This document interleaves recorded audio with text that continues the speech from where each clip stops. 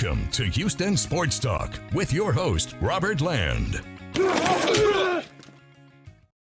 Thanks for checking into the best Houston sports podcast and our live Texans-Colts postgame show. We're part of the Bleav network, and joining me is contributor Tom Chavarria, co-host of the Bullpen podcast. And Tom, just before we went on, I said, it sure would be good if the Texans just had one of those. It's always this difficult. And thankfully, yesterday, or actually Friday, I got a stress test for my heart, and the doc says it's all good. So I was able to handle it. I mean, these things happen, right? On paper, I felt really confident the Texans were going to be able to salt this away early, but the Colts were motivated to come in and play well, with all the season's shenanigans that went on. And we got a really close, intense football game. Yeah, let me just say this point right off this bat. This rivalry is going to be fun as long as Stroud and Richardson are healthy. These guys are just crazy good talents, Tom. They really are. And I mean, I really feel like Indy left a lot on the table, and we'll get into it, of course, but it's amazing, how good Anthony Richardson can be. I just don't think he's there yet. And hey, for everybody watching live, send us your questions and comments. And hey, who's your Texans MVP for this one? Let us know. We'll post your reactions as we move along too. If you're new to Houston Sports Talk, we go live after every Texans game. So make us a part of your Texans routine. We're going to talk MVP later, obviously, but let's get straight to the action. And we like going possession by possession. The Texans and Colts start things off with the Colts winning the toss. Surprisingly, they take the football to open the game instead of deferring to the second half. They drive a little past midfield on 4th and 1. Richardson badly overthrows A.D. Mitchell on the outside. Not sure if you noticed, Tom, but he had a much easier open pass to Taylor coming out of the backfield on that play. He really did. I think that was a theme of the game. I felt CJ did some of that too, where they were looking for the big shots. I really feel like if that Anthony Richardson becomes accurate, different ball game, because he missed some targets today. Yeah, well, that was the knock on him coming into the league, and we're going to get to some more issues that he had with that. But the Texans' first possession, 2 all-world plays by C.J. Stroud get the drive rolling. On 3rd down, he makes a huge scramble after Tunsil had made it 3rd and 13 with sort of our rite of passage, Tunsil illegal procedure. Then on 4th and short, Stroud falls down on the play, action pass, and finds Brevin Jordan with the throw from his knees. But Tom, after being just a yard short after a completion to Diggs, Fairbairn kicks a 51-yard field goal. Were you surprised at all that D'Amico didn't go for it right there? A little bit, but I understood, early in the season, get points on the board, get out in front. I mean, in a perfect world, I think later on in the season, you see them go for that because they have that much faith in their defense. I think this was just the right move. You didn't want to question an early call. Just go ahead and get the points and go with it. Yeah, one quick comment right off the top.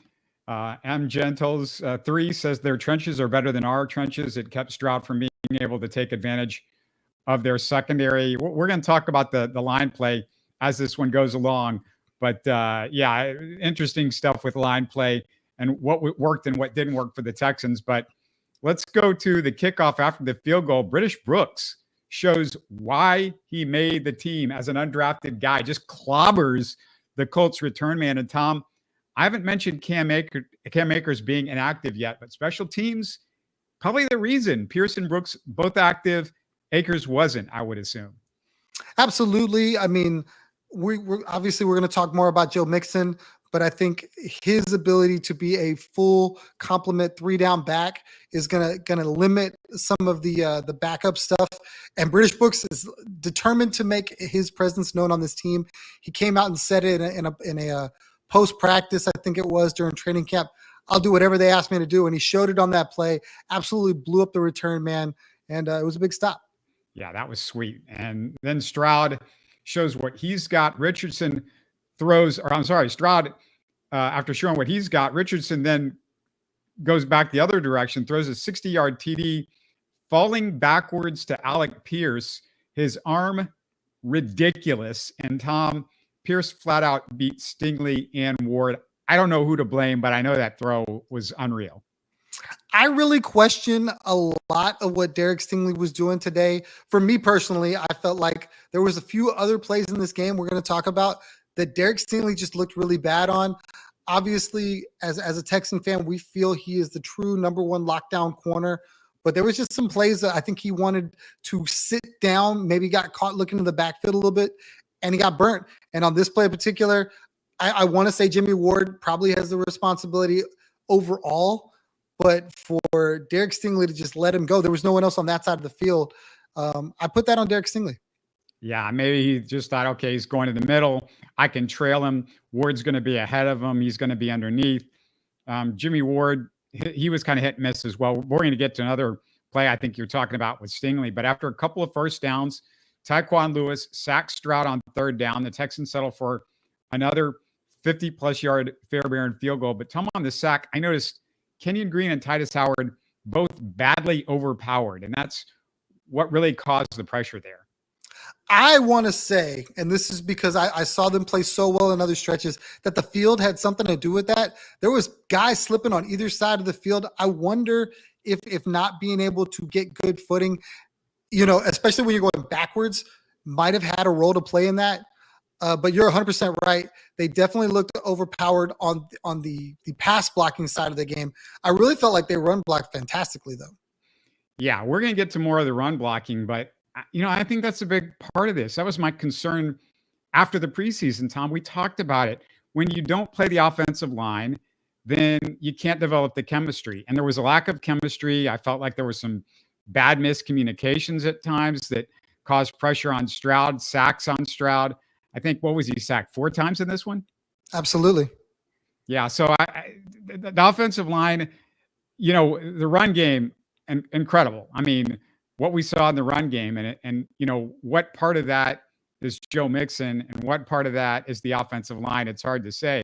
But yeah, there was certainly some holes there that we probably just didn't see last year. I mean, I don't think we saw it. Did you see those holes last year? I don't remember seeing the holes quite like that. No, absolutely not. And what you need to take away from this, in my opinion, is look at the production from Dameon Pierce. And yes, he only got 3 carries, but it was for 5.3 yards a carry. Dameon Pierce wasn't nowhere near that last year.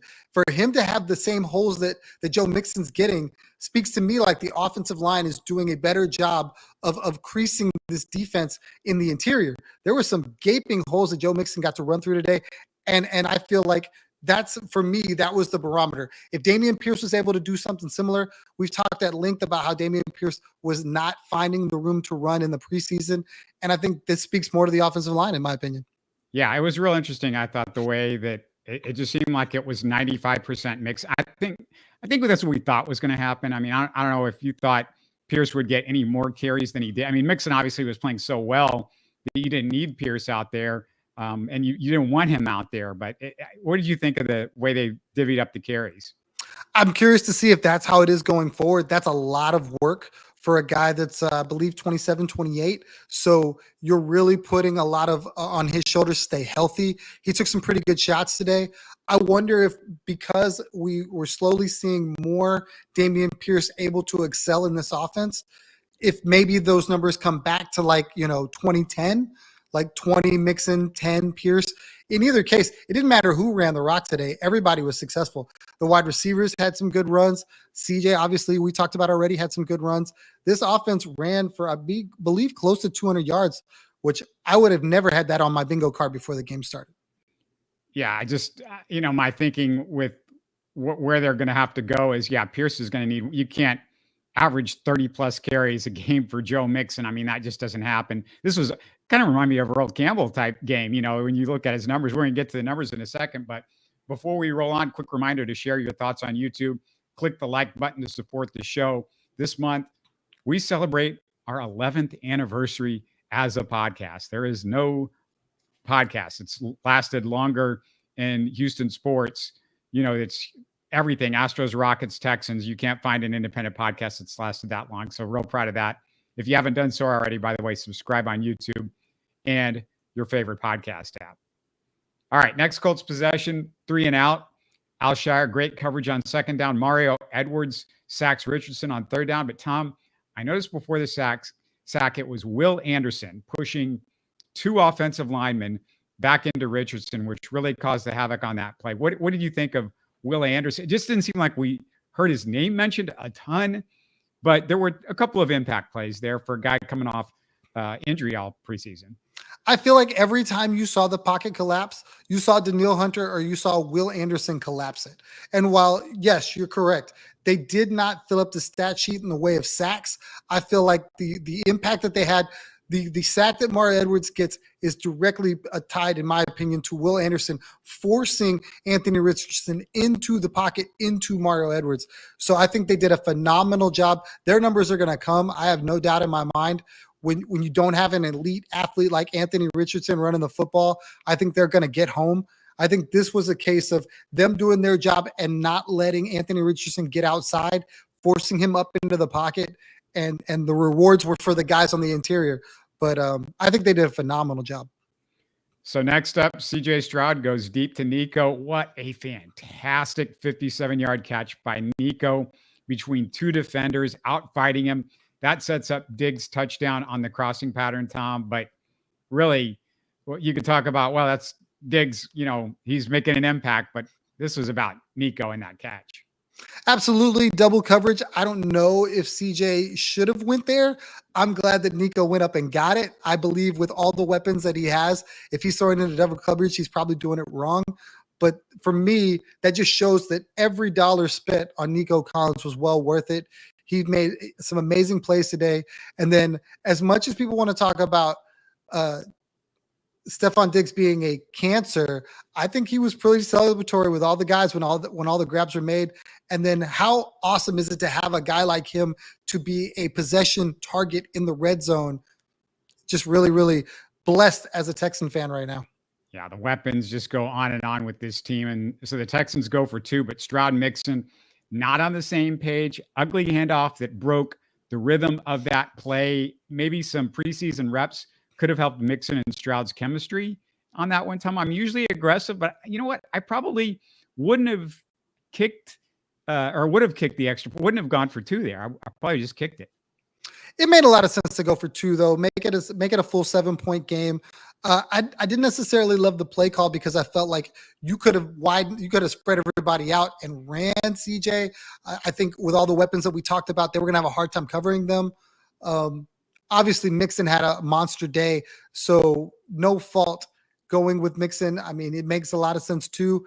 It just felt like at that point in time when they were throwing the ball all over the yard with Nico, with Stephon, I think you could have had Tank, you could have had Schultz, you could have had Brevin. There were so many different ways that you could have opened that up.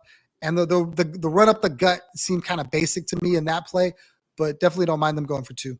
Yeah, on a 2-point conversion, do you like the idea of running when you're they were a little too bunched for me to run, like spread it out there, especially with the weapons that the Texans have. You got Tank and Diggs and all these guys, Dalton Schultz, you just spread all those guys out. And if you want to run Mixon, make it a basically R5 against year 4 or something like that. 100%. Totally agree. If they spread it out and hand it off to him, then it's basically a one-on-one. And I favor Mixon all day. He beat up linebackers all day long. All right. So Colts next possession. After a first down, Texans force a punt. An illegal procedure on 3rd and 2 after a Texans timeout makes it 3rd and 7. Texans had some issues with that on their offensive line. So Stroud gets sacked when the Colts stunted on the left side. Shaq Mason helped on Scruggs' defender and let the stunning lineman blow right by him. Tom, I don't know if you noticed all that going on. It's really not what you would expect from a seasoned vet like Shaq Mason, though. Yeah, unfortunate. Obviously, on the road, we talk about the penalties where first Tunsil and then some of the illegal formation stuff. I think that gets cleaned up over time. For me, I felt like this. It was kind of surprising to see all the penalties on the Texans. They're normally pretty good about keeping the game pretty clean. And then on the play that you mentioned there, just a really good stunt. I tip my cap to the defense on that one. I thought it was a pretty good play call on them, and it just worked out in their favor. Yeah, Brandon says Diggs and Mixon for a 2nd and a 7th. Worth it! ! And you can't argue after this game, that's for sure. Those guys just huge. And Caserio looking really good after this Joe Mixon signing. But Colts drive into Texans territory in a huge break when Stingley falls down covering Mitchell. You talked about it earlier, Tom. He falls down, but Richardson overthrows the wide open UT Longhorn in the end zone. So the Texans catch a break. Then the rookie, Kalen Bullock, makes a hell of a diving catch for his first career interception. Yeah, one thing that I really noticed about this game and what I noticed going forward, I feel like the inaccuracy of the quarterback for the Indianapolis Colts is just going to be a big thing all season. And if he's able to locate these passes, he's going to have some monster days. But I think he's going to have days like today where he's going to miss some targets and he's going to leave some points on the field. A.D. Mitchell was open all day long. And as a guy that started him in daily fantasy, it kills me because I felt like he could be open all day long. Big Longhorn fan. I thought he was going to do really well. And it looked like on paper, he should have had like 100 yards and 2 scores. But luckily for the Texan fans and myself, it worked out our way. Yeah, I was also thinking about at the end of the game, Texans decided to go for 2 instead of kick the extra point. So that would have been one more point on the board for the Texans. Now, it might not have played out that way because there was some other stuff that was going on points-wise, but Vegas always wins. The point spread was 2.5. Everybody was hitting Texans hard. They win every single time. But let's go to the next drive, Texans 2-minute drill. Oh, boy. They took way too much time considering they had already blown a timeout earlier in the half. They basically played for a field goal, which I'm not a fan of, especially since we got C.J. Stroud, man. He's on our side. What are you doing playing for a field goal? Then the Texans screwed up big time on that crazy final few seconds. Tom, they should have been ready to spike the ball immediately after the official review. I mean, we knew what was going to happen there. Once the official review, the clock rolls. The guy was down. There wasn't any other, that there was talk, on the broadcast about a timeout that the Colts took. But the only reason they took the timeout, I think, was because they were going to try to get a review. And so once that was already underway by the officials, they took away the timeout. No idea what they were doing. It's on the whole crew, Slowick, Stroud, and D'Amico. Yeah, but I understand where people are not upset with the Texans because there's no review that you can have under 2 minutes. So if the Colts took a timeout, how do you take that off the board? You can't say they took the timeout for the review because it has to come from the booth. It can't come from them. So you can't say, well, we give them the timeout back because they won the challenge that they didn't have. Well, what they were taking the timeout for, I guess, was to give it some extra time so they could think about the review. And maybe just that whole thing was what did it. But it still matters, Tom, that D'Amico and Slowick did not communicate with the referees going, okay, what's the deal when we come out? I mean, you got to know. You got their coaches out there talking to the officials. Our guys should have been out there too. And let's be, I mean, this is a big deal. It's a difference. A field goal could have, you're not as sweating at the end of that game quite as much with the field goal.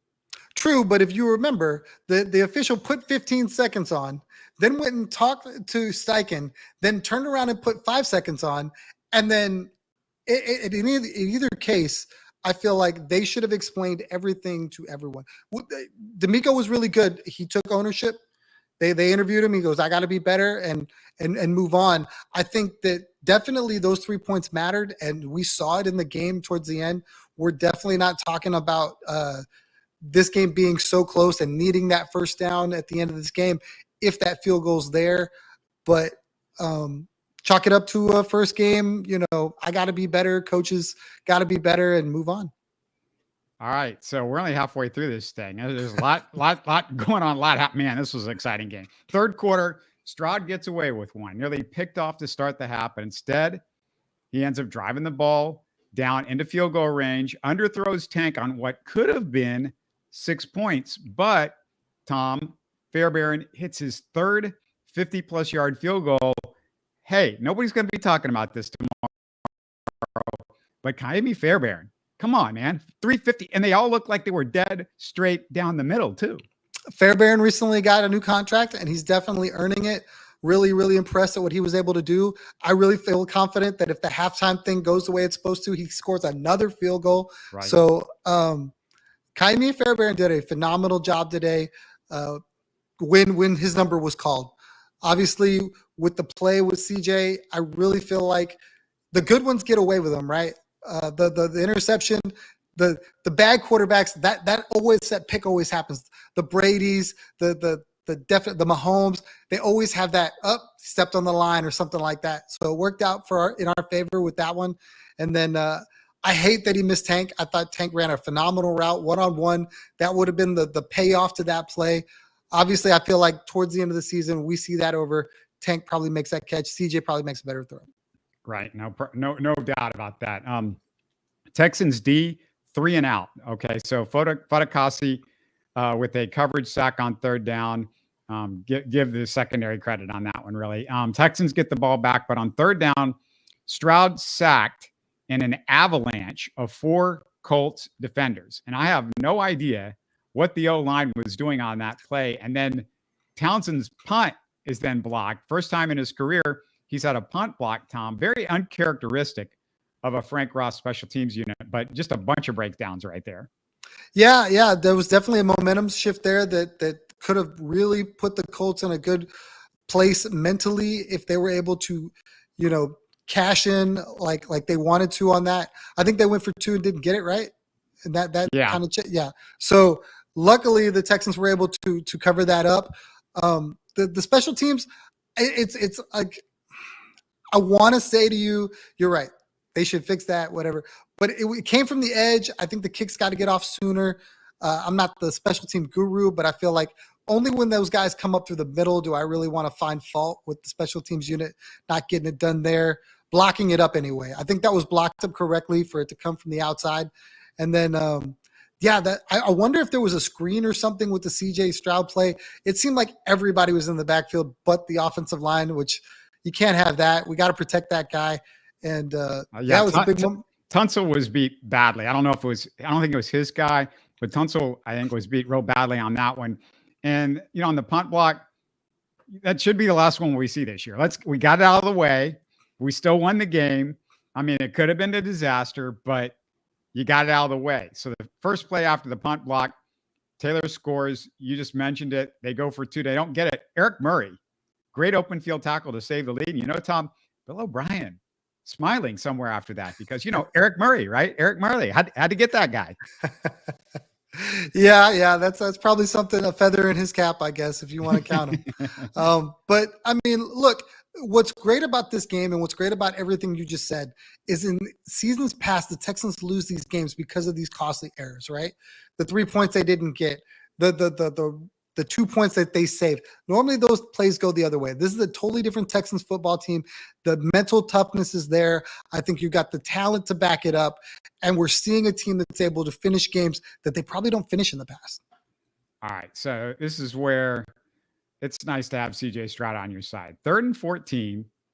He makes an incredible throw on a scramble across his body to Nico. CJ just does stuff nobody else can do or should even try to do.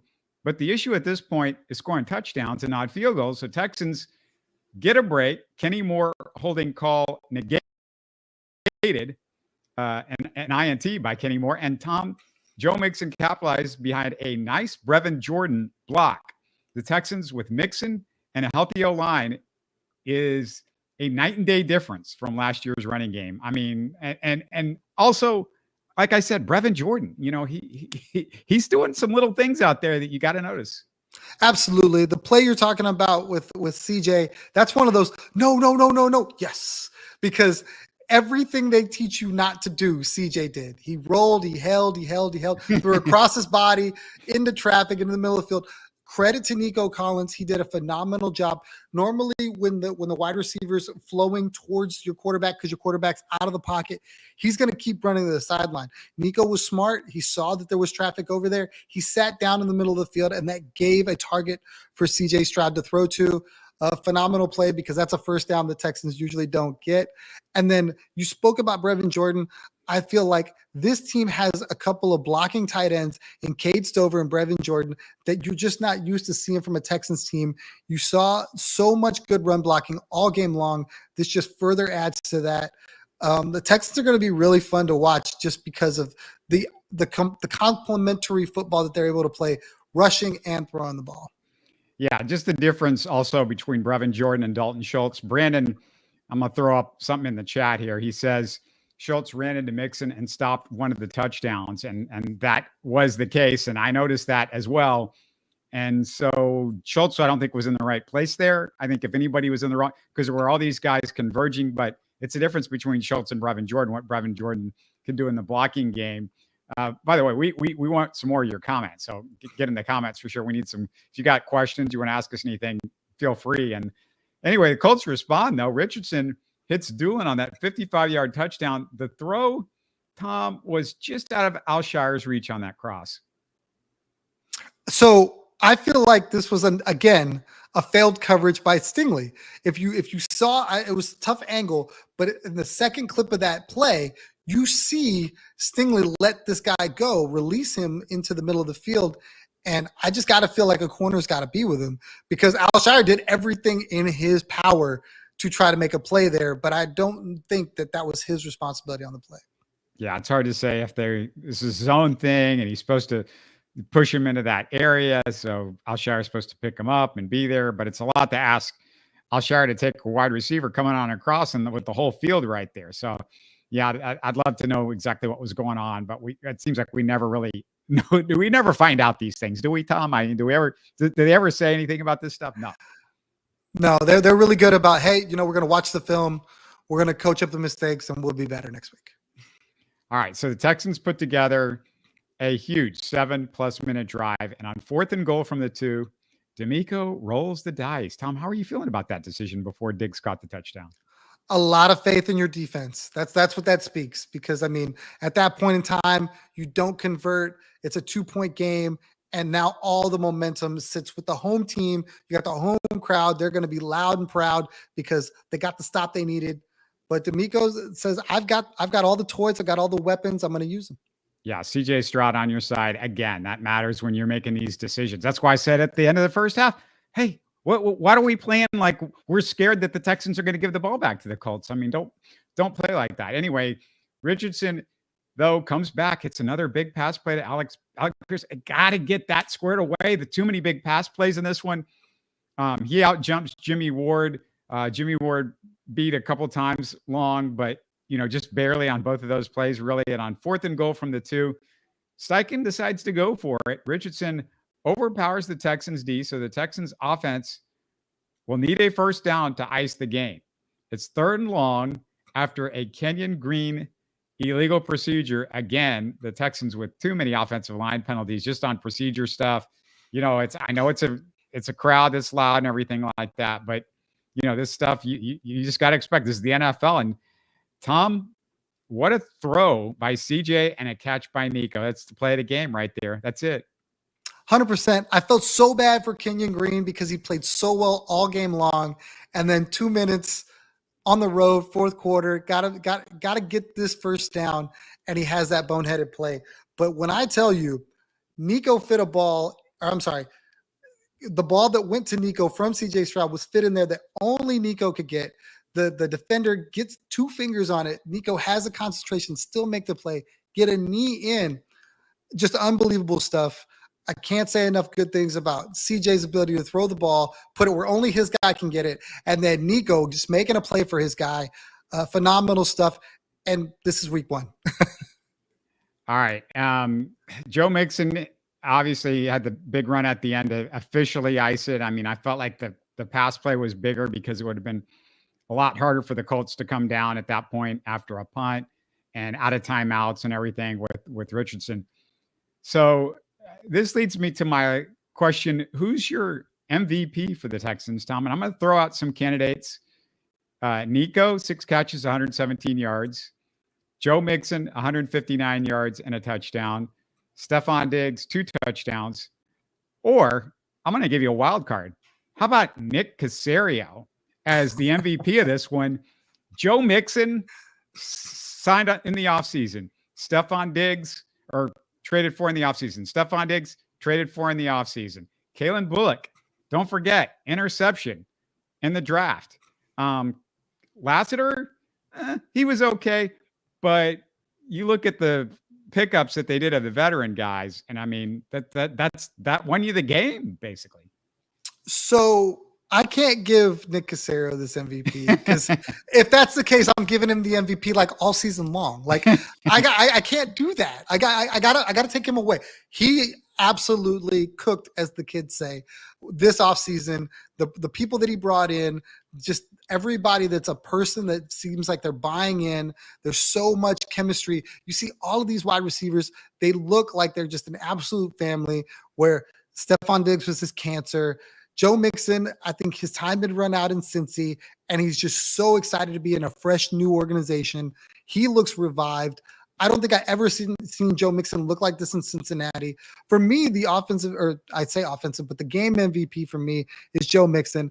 I can't remember a time between now and Arian Foster where we had a run offense that looked so dominant that in the fourth quarter, the other team knew this running game was coming, and they just could do nothing with it. I think it's impressive.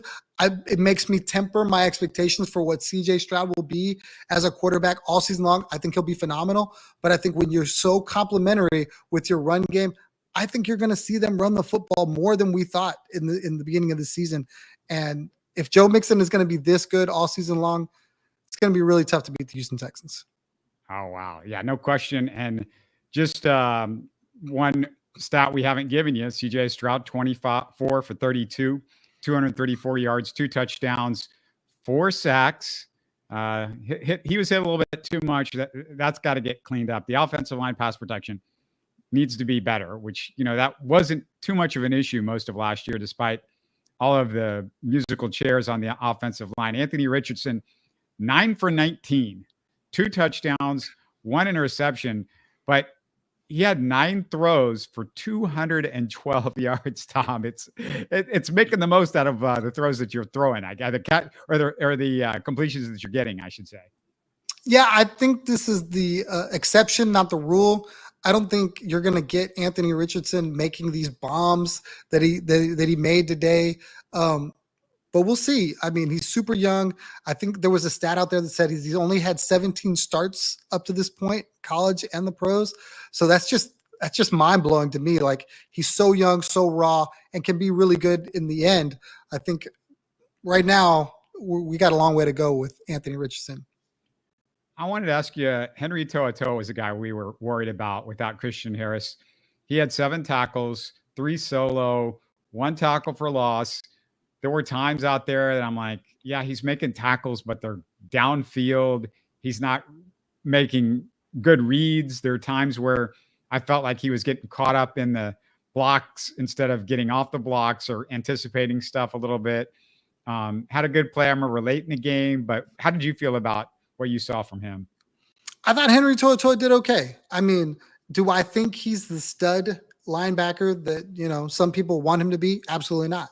Do I think he can be very serviceable and make plays? I do. And it's tough, right? You look around the Texans locker room and you see so much talent. And then that one position group, you're kind of like, it doesn't necessarily have the talent. And for me, that's linebacker. You got Alshire, and then who? Christian Harris is a guy, young, upcoming. But I think To'oTo'o can be very serviceable. And I think we're going to need him to be very good to go where the Texans want to go in the postseason. So while, yes, he's not going to make every play, yes, he's not going to get off every block, I think he's going to make enough plays that we're not talking about him going, we need to address the position that Henry To'oTo'o plays. One major offseason move that the Texans made that we haven't talked much about because he was pretty quiet. Danielle Hunter, just 1 tackle, no sacks, no tackle for loss. Is that concerning, or do you just feel like a bad matchup with the Colts? Or, it's interesting because Will was playing on the right side, and it was flip sides, I guess, as to what I thought it was going to be most of this game. And I'm not sure the thinking or if that's going to be the norm. What did you make of all that? I really feel like this entire game, the Texans made a concerted effort to not let Anthony Richardson get out and run outside the pocket. I think if he wanted to push up through the middle of the pocket, they were cool with that. And to that extent, that's why you don't have Will Anderson and Danielle Hunter really filling the stat sheet, because they're really playing contain, trying to contain him in the middle of the field. And I think that was more important than trying to get to the quarterback. And for me, I thought Danielle Hunter played great. I think there was times where he pushed guys into Anthony Richardson. I thought Will Anderson played great. I think there was times where he pushed guys into Anthony Richardson. And it was just trying to use all the bodies to keep him from running around a la Lamar Jackson. And for me, that was more important than any sack. So the Texans go to 1-0. They take care of business on the road against Indy, which huge, big picture, because, you get that one out of the way. Now you just got the Colts at home, and you figure these two teams are going to be right there at the end in the AFC South. Was there anything we missed that you wanted to talk about of, any plays or any guys you want to make note of? No, not really. It's for me, I'm so excited because you have so much talent. This team, this Texans team that we've been a fan of for so long, it's always had just enough talent. I've never felt like maybe the Arian Foster, Matt Schaub days where they were like just flush with talent, where it was like, look, there's so many good guys. And like you look at a guy like Tank Dell. For me, I expected the moon from Tank Dell. We saw very little from Tank Dell. Doesn't mean he won't have a big game next week. I just think that these are good problems that the Texans have that they didn't have in the past. And I'm just so excited for this season because they're going to be able to do tons of things on offense. And I think the defense is only going to get better. And when you have those good problems of having too much talent, there were guys that sat. Cam Akers was a star in the preseason, did not even dress today. And when you have that, to be able to say we've got a really good talented dude that didn't even dress, if somebody gets injured, Nick Casario did a phenomenal job. I hope I didn't miss anything, but were there any injuries? I don't remember any from this one. No. To my knowledge, everybody played well. I was worried about Nico. He took a shot to the helmet where he was like trying to get the cobwebs out. I thought they might bring him off to check him for a concussion. I think they did actually. I think they took him off for a play because it was somebody noted at halftime. I was in a spaces with our friend John Crumpler, and somebody noted that he was not on the field for that play that they were going to run with 5 seconds left, and he was in that drive early. I think wasn't it that drive that he took the hit, right? Right. But I think he played like the very next play. So I missed it. I didn't see him come off. So, but clearly he was fine. He finished the game, and I didn't see any other injuries otherwise. Yeah, this was a biggie, and they made the plays when they needed them. And CJ Stroud, it's good to have him on your side. I mean, I just keep having to say that. I keep having to remind myself, like, man, this is just unreal. It's so much fun. We got CJ Stroud, and these other teams don't have this guy. And he was making plays left and right in this game. I mean, just plays that nobody else is gonna. Even as good as Deshaun was, Tom, these plays that he was making in this game, I'm like, I don't know. I don't know if he makes that one. Deshaun, though, we forget. There was a time where that guy was this much fun to watch. Oh, no question. And I don't ever want to like say anything negative about Deshaun Watson, the football player. He had some moments. It's just like when you saw that play that CJ made from his knees, that the national media just lost it, where he hits Brevin Jordan on a 2-yard. You know what I mean? Like those are things that there's literally a small group of guys that have the wherewithal to be able to slip, get up, or not even get up, make a throw, and then make something out of nothing. And CJ did that a few times today. And when you see it, you appreciate that greatness because you see a lot of guys not make that play. No question. And CJ Stroud, his presence out there, you can see it, you can feel it. I think even watching it on television, you see these guys, the confidence they've got in him, and to have veterans now surrounding him like Diggs and Mixon. I mean, we just got to end with that. Diggs and Mixon, those two signings. I mean, or trades, whatever you want to call them, but in a way they're signings because, you basically had the money to spend on those guys, and you could just take them in for a trade piece and a draft pick. But yeah, those two guys, it makes things a lot easier. Makes things easier for Nico. Makes things easier for Tank Dell. Makes things easier for this offensive line. It's nice. It's nice. And look, it wasn't pretty, but it's the NFL. It's like each team gets 10 or 12 possessions. You want these games to be blowouts, but in the end, it's just weird bounces of the ball and all kinds of stuff can happen. And typically we're not going to have blowouts. And my heart might not make it for another couple of years, but at least for now, it looks like it's okay. By the way, if you get a stress test, man, just be ready for that thing because it's not fun. They call it a stress test for a reason. I don't know if you've ever had one of those, Toms, but those things it is stressful. They inject you with something, and it's like, man, I felt like I was dying after they injected me with this stuff. It was bad. I'm sorry to hear that, sir. Now I don't want one. I might have tried it before you described it.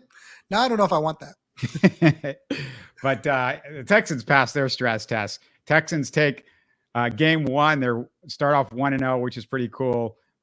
Good way to start the season on the road in division. What a way to do it. 29-27, the final. We want you guys back here with us next week. Tell your friends. Let everybody know. Keep coming. And we want to hear from you. We want to hear from you more than anything. Like, what are we I mean, I know we're missing some stuff. There are points that we did not make that you guys wanted us to make, and we didn't. So I definitely want to hear from you next time. But thanks again, Tom, and we'll talk to you again next week. Have a good one, everybody. You're listening to Houston Sports Talk. Hey, you can support the show by subscribing on YouTube and commenting on the videos. Listen to Houston Sports Talk on Spotify, Apple, Stitcher, and Google. Don't forget to tell a friend and share our show on social media. Spread the word, everybody. Thanks for listening.